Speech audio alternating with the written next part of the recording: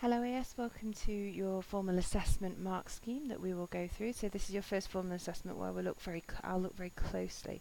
So I look over all of your assessments, but this is one where I will mark it specifically, not just looking at whether you've provided effective feedback or not, but actually your answers as well.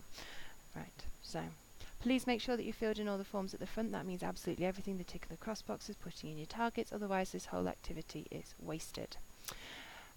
Identify the experimental design used in this study and outline an advantage of this experimental design. 1 mark for identifying the experimental design and then 2 marks for evaluating the advantage. You get 1 mark for saying it's independent groups, 1 mark for saying a strength of the experiment is that it would not be affected by order effects.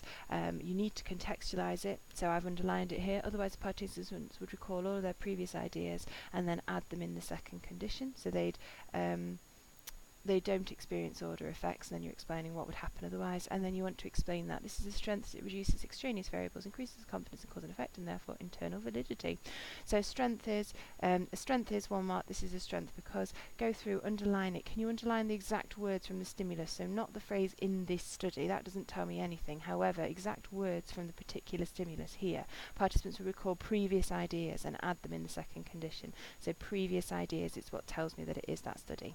Describe one of the experimental design. Well, we've got repeated measures. All participants complete all conditions. Or matched pairs. Participants are pre-tested on characteristics and then matched. Then they then complete one condition. So you get 1 mark for naming it, 1 mark for explaining it, and you can do either of those repeated measures or matched pairs. Apart from random allocations, just one way in which psychologists might have improved the study and justify your answer. 1 mark for a suggestion, 1 mark for elaboration. So telling me why that would work or how you would put it in place. So the things you talk about, it's controls. Can't use random allocation, it's already been used. What's left? Standardized instructions, we could use that one, or script, standardized procedure, we could look at that one. Could talk about randomization, would it be difficult? And counterbalancing would not be appropriate because it's independent groups, they only will do one condition, so you don't need to counterbalance. So the 2 I would go for is either standardized instructions or script, or standardized procedure. So then you would name those, and then you would explain, you'd elaborate them. Everyone gets the same instructions from the script, or you could talk about having the same room or the same researcher, and then I would explain why that's important, but that would be more of kind of an additional mark. So one suggestion, we could have standardized script. That's because everyone gets the same instructions from the script, and therefore there isn't any room for investigator effect. Or standardized procedure, they'd all have the same room, so they wouldn't suffer from any extraneous variables, or they'd all have the same researcher, again, to reduce any extraneous variables from any investigator effect or any any impact from a different investigator.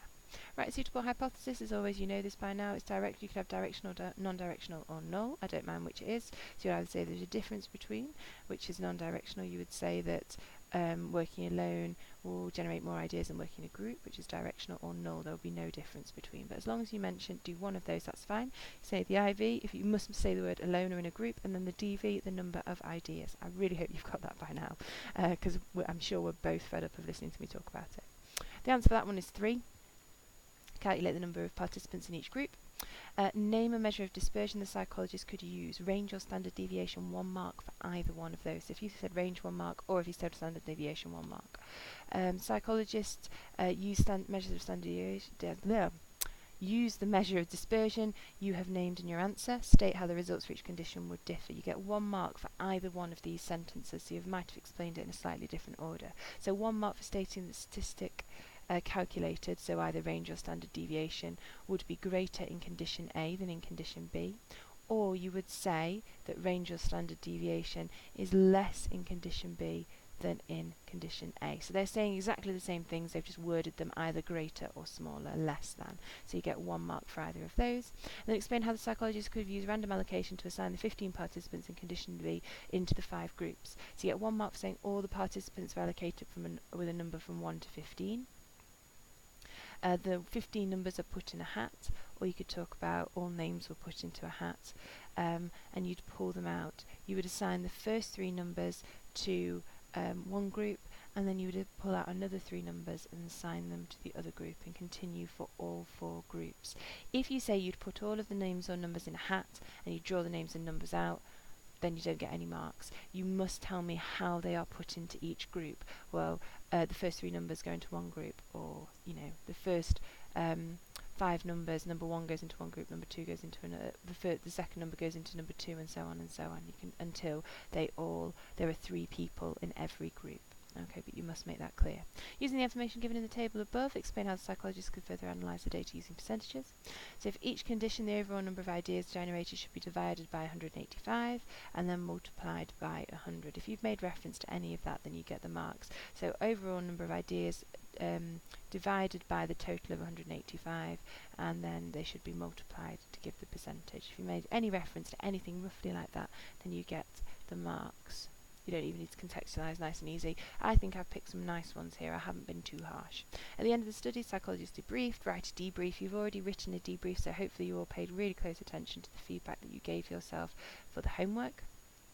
Things you must include, which we've talked about before: the aim and an explanation of the aim, to see if creativity is affected by the presence or absence of others. Information about the other condition. So in an independent group's design, people need to know about the conditions in which they did not take part.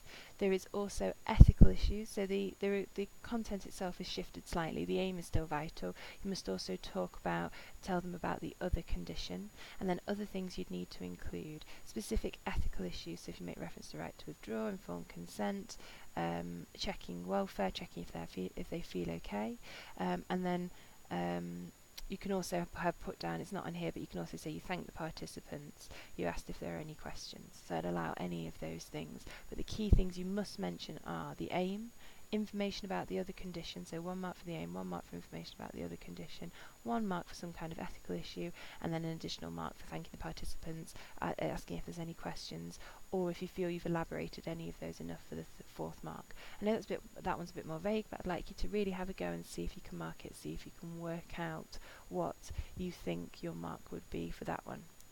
Because there's 6, so then obviously there would be some elaboration involved in each one of those as well. So you need to decide, there are all the points that need to be included. Have you talked about them enough for 2 marks? Then you can give yourself 2 marks per point, and so on. Okay.